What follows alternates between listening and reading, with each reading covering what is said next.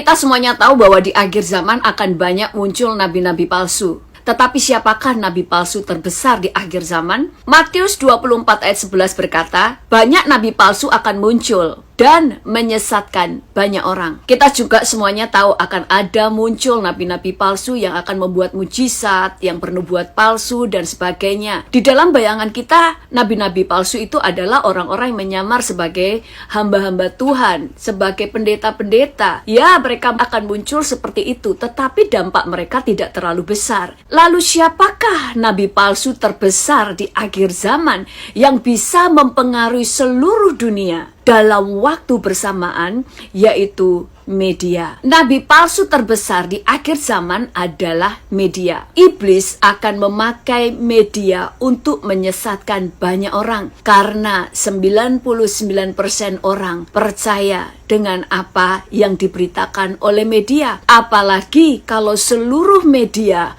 memberitakan hal yang sama. Banyak orang Kristen tidak percaya kepada nabi-nabi Tuhan.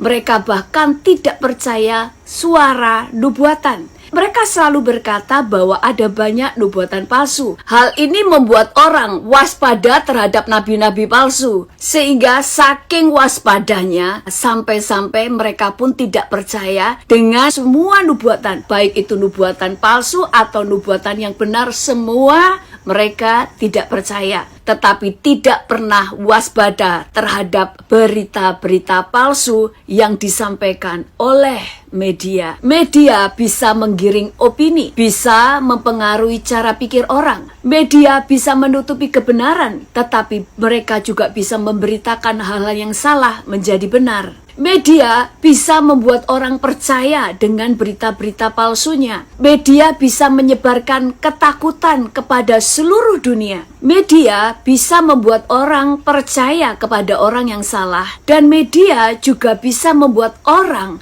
membenci seseorang yang benar oleh karena berita-berita palsunya. Menurut saudara, siapa yang akan membuat seluruh dunia percaya kepada antikris? Bahwa sosok antikris ini adalah orang yang baik, adalah orang yang dapat membawa perdamaian dunia? Siapa yang bisa membuat seluruh dunia tertipu dengan keberadaan dia, sehingga seluruh bangsa takluk dan percaya kepada dia? Yaitu media. Apa yang terus media beritakan terus-menerus untuk sosok ini akan membuat seluruh dunia takluk dan percaya pada tokoh antikris nanti. Itu sebabnya Tuhan berkata di akhir zaman Tuhan akan mencurahkan roh kenabiannya kepada anak-anak Tuhan. Di dalam Kisah Para Rasul 2 ayat 17-18 berkata, akan terjadi pada hari-hari terakhir. Demikianlah firman Allah, bahwa aku akan mencurahkan rohku ke atas semua manusia. Maka anak-anakmu laki-laki dan perempuan akan bernubuat, dan teruna-terunamu akan mendapat penglihatan,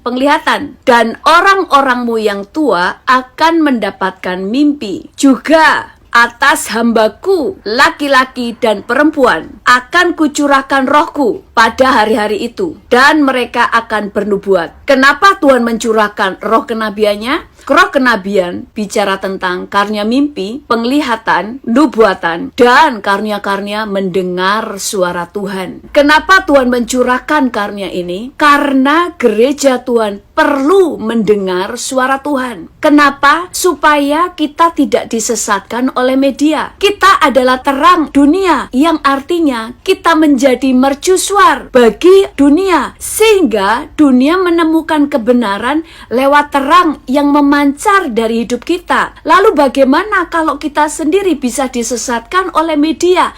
Artinya kita pun gelap dan tidak bisa menunjukkan jalan yang benar bagi dunia. Jadi kita perlu mendapatkan karunia itu. Yang pertama dengan percaya, kedua memintanya. Firman Tuhan berkata, orang yang mengenal Allahnya akan tetap kuat dan dia akan bertindak. Orang yang mengenal Allahnya akan melihat segala sesuatu dengan kacamata Tuhan. Dia melihat apa yang orang lain tidak bisa lihat, dan dia berjalan sesuai dengan apa yang Tuhan katakan, sehingga orang-orang percaya tidak berjalan dalam ketakutan. Itu sebabnya kita sangat rugi kalau menjadi orang Kristen hanya di halaman saja. yang mengenal Tuhan hanya dari kata orang, yang mengenal Tuhan hanya dari teori, sehingga kita selalu salah paham dengan apa yang Tuhan katakan. Tetapi kita harus masuk lebih dalam, tidak hanya di ruang kudus, tetapi ruang maha kudus, mencari pengenalan akan Tuhan